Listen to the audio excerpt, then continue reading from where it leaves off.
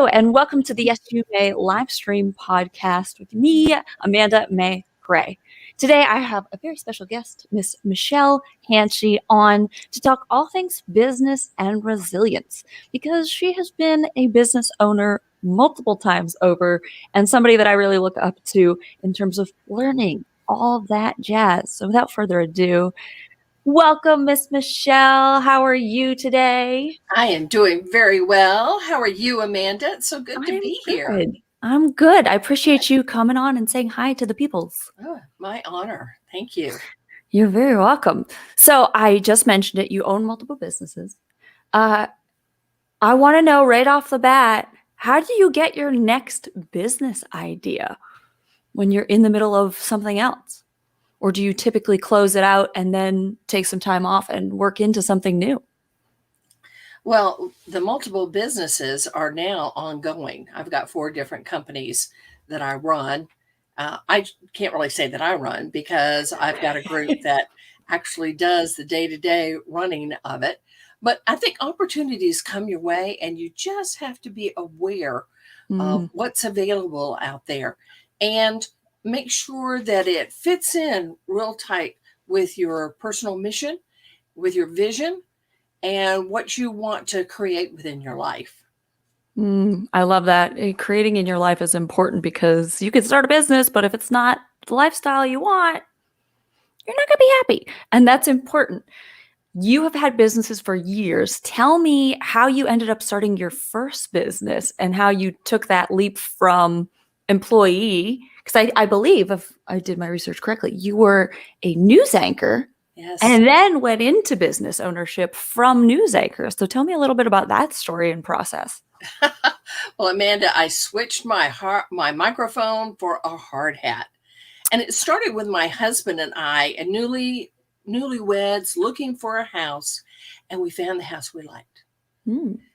Sheetrock wasn't on the walls, and we met with a builder because we were thinking, oh, can we tweak this here? Can we do something different over there?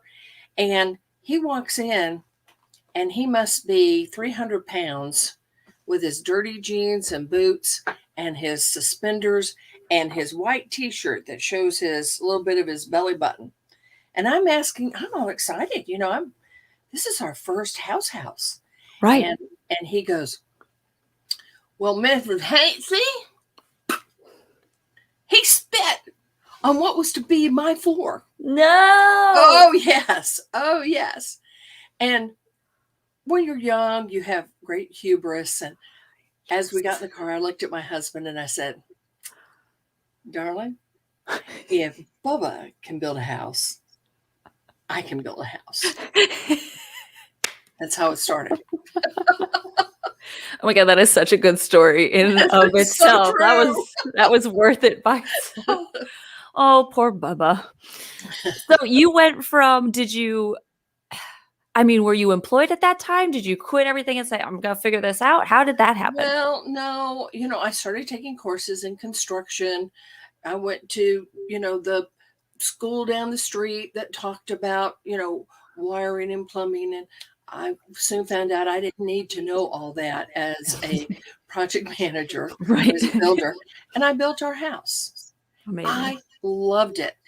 And that's when that first company, Homes by Michelle, where I built close to $30 million worth of homes in Metro Atlanta, was in the Street of Dreams, was in Southern Living, Southern Accent, had an 8-page spread in the Atlanta Journal. I loved it. I just loved it. And so that was the first business right there. Wow. And very successful nonetheless. Yes, it was. That's so cool. You want to hear the until? Yeah, of course I want to hear that. You can't leave that on the shelf for me to. Yes, what's the until? The fall of 1987, and the economy dropped like a rock. It was unexpected. They said it was just a computer glitch. I was still building away, and the economy just did not come back for the builders. And as a result, that was 88 was a very bad year for me personally. I think it's a good year. because, oh God, I lost my house. Oh, I lost my car. I lost my business, which had become part of my identity. yeah, My absolutely. identity is no longer wrapped up in any business I have, but I lost my identity. I lost a child.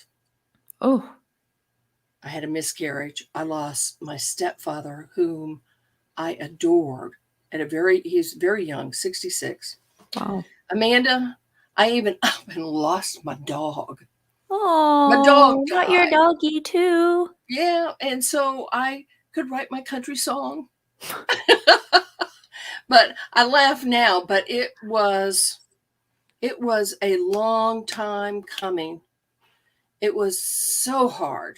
Yeah. Yeah, depression, just having a tough time coming back from that. And that's why when you said resilience, how did you come back? How Yeah. was your resilience? And I can say, not very good.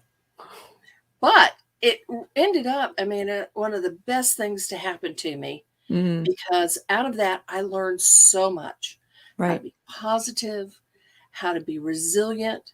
We've had other ups and downs. If you're going to be an entrepreneur, expect it. I Right. didn't think it would happen to me, but it does. We never do. Am I smarter than somebody else? Right. No. Things happen in our life. Yeah. And I know people who've gone through a lot more and come back a lot stronger. But for me, it was a journey, and having to learn emotional intelligence, learn about myself, really go in deep. I'm grateful it happened when I was in my, mid to late 30s. So when I did learn resilience, I was ready to rock and roll. That's awesome. Yeah. So, people think, oh, they look down, they go, oh, it looks so easy. And I'm like, oh, it's not. Oh, that's fantastic. It's not. That's perfect. What do you think was your key to getting over everything? Well, I wish it had been a mentor. I think it's very important. If you're going to go where you've never been before, it's vital to have somebody who's already been there and done that. I don't think there was any one particular thing. It was exploring this area and exploring that. Now we have Google. We have so many tools. Back then, you have to go to the library to look up anything. And you would hope that you would get in with a group of people or counseling, just someplace to help you go along that path. I knew I wanted to be a business owner. I loved it. And so it just took a while. It took a while to go through that self-exploration and, just come out the other end, Amanda. I wish I could have one sage word of wisdom, but learning the skill, and it is a skill, of resilience can make a huge difference in your life. It is a skill. Learn that skill. How? How do you learn that skill? Well, to start with, you read about it. They talk about mindset. You're going to have a setback, and you're like, oh, I know where to go. I know what to do. I know who to talk to. So when you do have that setback, you know where the tools are. You can practice those tools. You can practice that mindset. You can work with a mentor. There's so much good information and good people out there that are willing to help you bridge over from something traumatic that's happened in your life to being yourself, being your own dramatic self. Your own traumatic self. Yeah, your own dramatic self. I like that. You said, it's finding other people. And I think that's a key, is having other people in your court to be able to talk to that are experienced, like you mentioned, a mentor, and figuring out who you should take your advice from and who not to. Have you ever had an instance where you were getting conflicting advice or ideas from people, and how did you overcome something like that? I've gotten it in business, conflicting ideas, but then I go back to the basic, and it is never be in a business, never invest in something that you're not familiar with. Mm, You know, follow your passion, follow your heart, and watch people. If you want a mentor, be an observer before you be an asker. Spend some time with them. See what kind of person are they a generous person with their information, with their time? Are they in your court? Do they care about you? Are they on the sidelines cheering you on? And they're there for you when things don't go so well to pick you up and maybe help point you to some of those directions that you might need, some of those resources that are so readily available. yes, there are a lot of resources, but you got to know where to find them. That is Well, the key. that is, a mentor. I kid around as an entrepreneur. I said, entrepreneurs have a smile on their face and arrows in their back because, because it can be tough. Yeah. It can be really tough. Starting a business, if you're not have the resilience and the go-getter and the passion, you'll flame out early. You really will. You'll Yeah. flame out early because the obstacles that you need to overcome, the many different hats you're having to wear when you're starting something, getting investors involved, listening to them whine. There's just a lot, Right. to it. And you've got to have your inner self to where you've got that foundation. Mm, Otherwise, you'll be like me. Here I've been building, been an owner, was successful, but I didn't have a strong foundation. So when that building crumbled with the economy, right. that business crumbled with the economy, I didn't have a place to land. I was sliding. So if you've got a good place, a good foundation to land on, then you can rebuild. Right. And I've experienced that.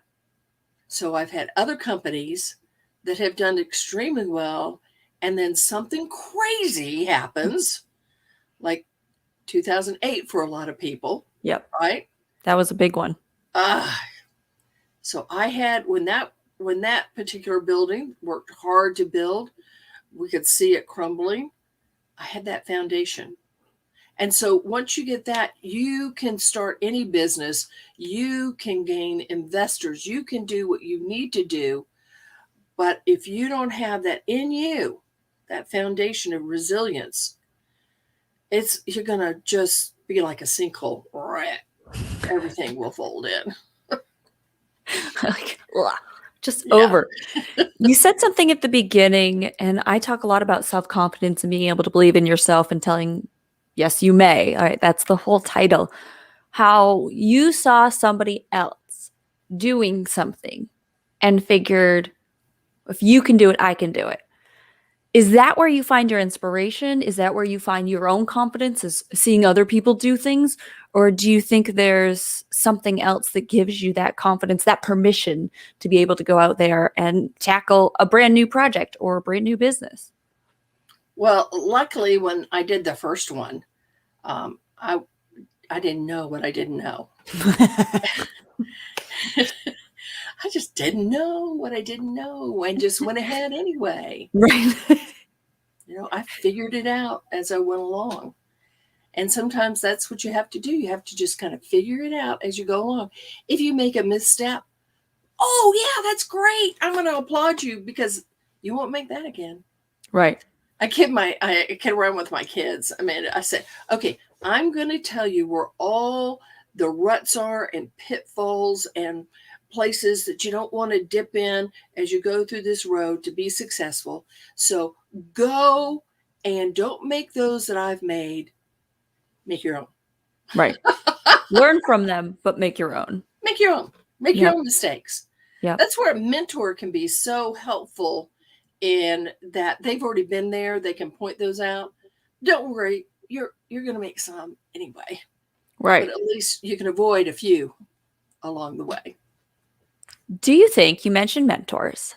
I have a belief on this, which I could share afterwards, but do you think you have to know every person you call a mentor? Or do you think that it's possible to consider somebody a mentor, but not necessarily have a one-on-one connection with them?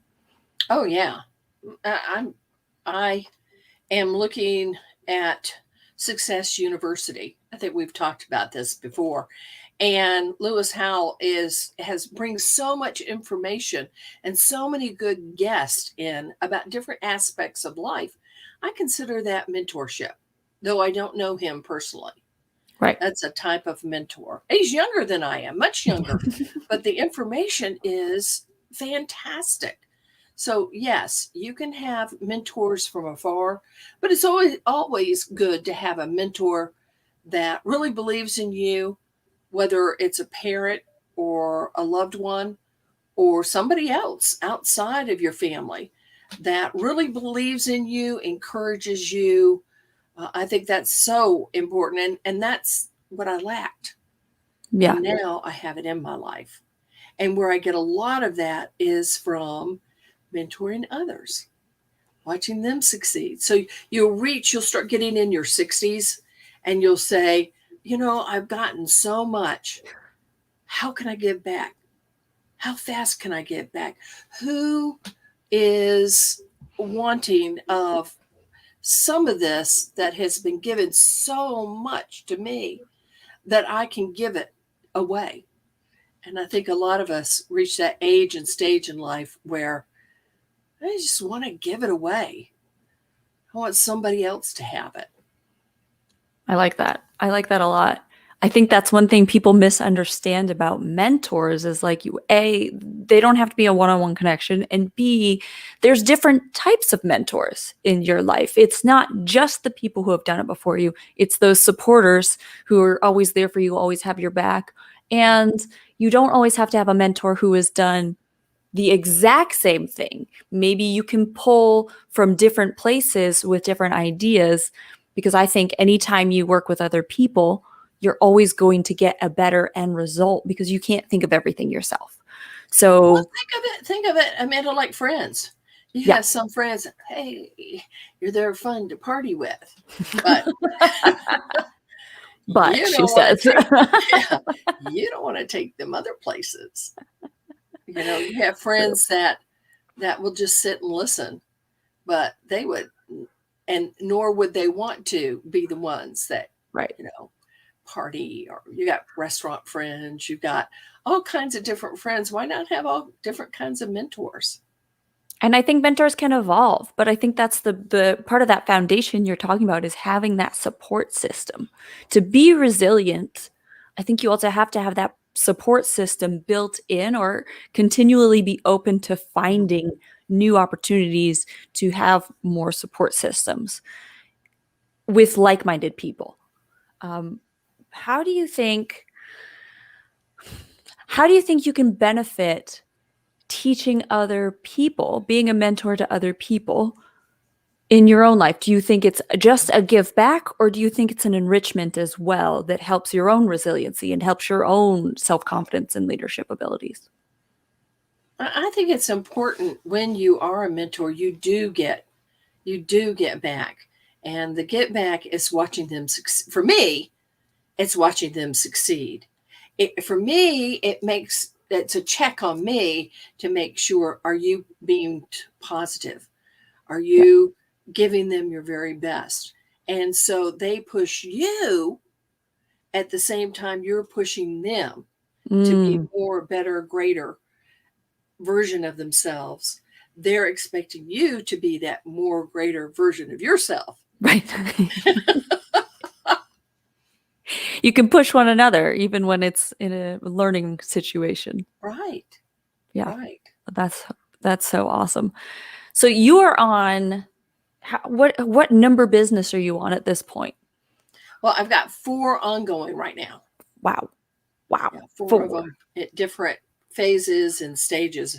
I'm really excited because we are meeting with a four-star general in Tampa this weekend to talk Oh, about our energy project that we've got going. cool. Our bioenergetics is doing fantastic. And, it took us 15 years to find the right way to market it. And that Really? was business to business. Let those who know how to market the best market what we're doing, and us stick to the research and development. Then I've got my little side business of Hanchey.com, where I give speeches and talk to people and do writing. So then I've got another one that is a project I can't talk about, but it's over Michelle, in this is Taiwan. also a podcast. You got to tell people what that means. Okay, She so this she this said whole closed lips. Ladies and gentlemen, if you're just listening to this, it was um, a good visual, except if you didn't have visuals. oh yeah, oops. It is okay. I And liked this it nonetheless. this particular one, though, I can give you a glimpse of it.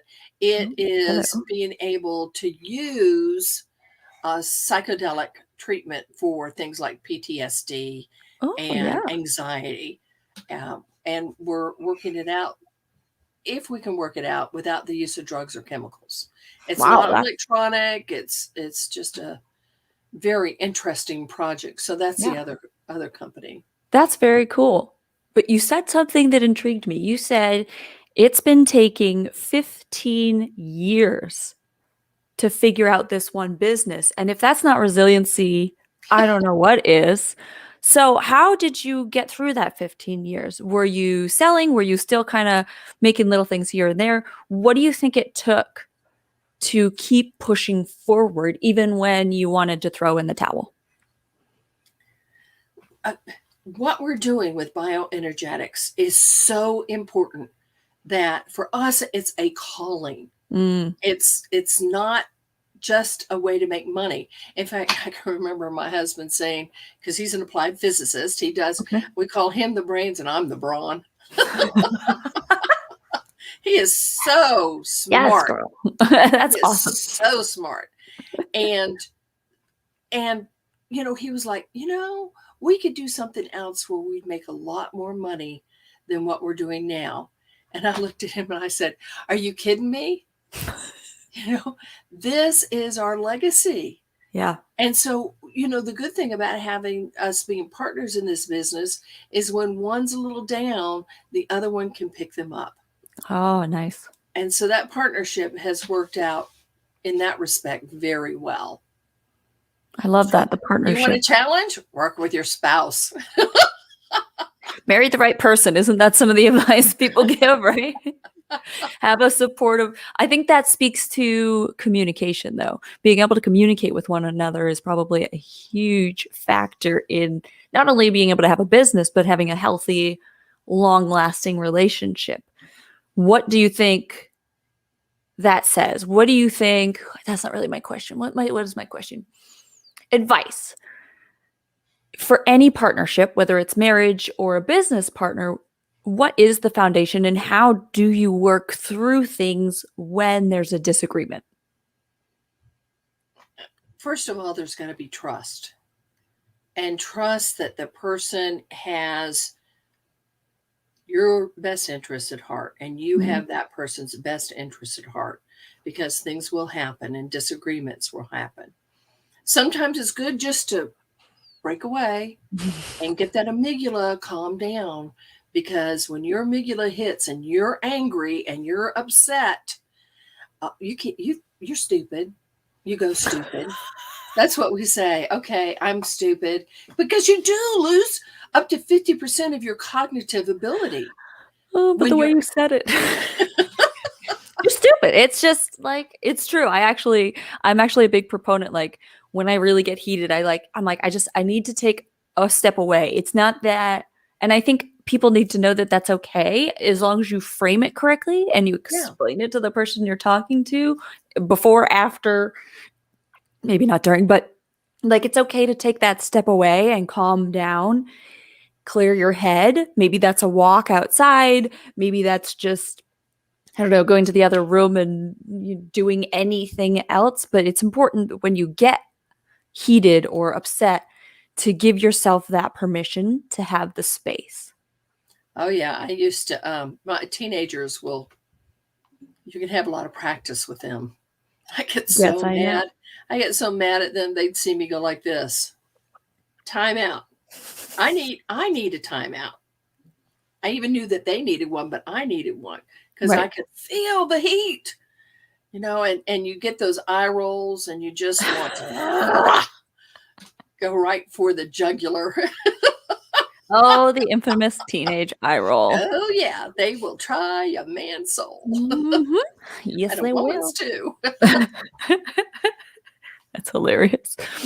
Oh, I want to be respectful of your time, so I just have a couple more things. One thing that I really admire you for and noticed right away was that your businesses and your, career life, your legacy spans from different things. You were, the news anchor, then you jumped into home building. Now we're talking about this bio, what is it? Energetics, bioenergetics, Bioenergetics. I got this biology, and energy. Just think all of in it one. that way. I love that. How have you felt confident going from one industry to the next and making those changes? And that, I feel like that could relate to somebody who is in a corporate job and then wants to jump out on their own thing. How do you have that confidence to go, okay, I can take the lessons I learned here and then apply them somewhere else? Because I think a lot of people don't know how to connect those dots. You're absolutely right. If you have built a foundation of knowledge, if you're a leader, you can lead anywhere. Now, of course, you've got to know your field. You've got to know your people. Leadership is about relationships. But even if you know that fact, that leadership is about relationships, that can take you from group to group. A Mm-hmm. lot of people in business right now, they have teams. And so they'll be put in charge of a team. If they can lead that team of people, they can absolutely start leading their own business. And you learn as you go. Now, you know, I have an affinity for the nonprofit Toastmasters International. And I think that's a good grooming ground to build your leadership. You can mess up. Oh, you can mess up. And they're like, "Oh, that's okay. Here, try this." Right. And it's a great place to learn leadership. Go to nonprofits, mess up in the nonprofit so you don't mess up in your business life. There's a lot of different avenues to give you that foundation of leadership wherever you go. As I said, my husband is, he's just an applied physicist, just so smart. Right. And yet he's not having to worry about the business end because I have the experience. I Mm-hmm. know I made all my mistakes. Who knows? I'll probably make some more. But at least I've had that learning ground and that foundation, and I I can love that. take it anywhere. And that's how you get the confidence. I can take it anywhere. Right. Understanding what you're good at Yeah. and moving that and applying it to other things. Fantastic. You mentioned Toastmasters, which of course I'm a fan of, just a little bit, just a lot of it. uh, but there are also other organizations out there where you can go and get experience doing things that maybe you didn't learn in college or it's not really a thing. How important do you think it is to seek out outside of your industry specific or your company specific or your general viewpoint and friendships and whatnot? How important do you think it is to get different people in your worldview to learn from in like an organization like Toastmasters? That's one of the advantages that I liked about it. I meet people from all over the world in this organization. And I'm also a Rotarian and Hmm. meet other high level business people through that organization. You I would suggest that you get involved in a nonprofit like Toastmasters or Rotary or one of the other organizations. You're going to have, especially if you're young, you're going to have older people who've been there, done that, and you can learn from them. And it's not going to cost you an arm and a leg like going to school. Right. You can get some of that at school. You can get it online. You can take courses. You can read to your heart's content. But I'll tell you one thing about leadership. You can learn it all, but if you don't practice it, it's not going to do you any good. It's like learning everything there is about playing the piano and never hitting a key. Right. Or a language. Or language. Right. Yeah. Brilliant. It's so true. It's so true. There is something to be said about that experience factor. And I don't care what your degree is or how many books you've read, like you said, you have to then learn how to apply it, because that also then teaches you those communication skills in which you can speak to a variety of different people. And if you can't do that, then it's going to be very hard for you to succeed within your own business when you have a huge variety of potential customers or clients or people that you have to work with outside of it. I want to be respectful of your time. We've gone a little bit over already. I know, shocking. I want to thank you for coming. I appreciate you showing up and sharing your knowledge and being just such a great leader within the community and for me as well.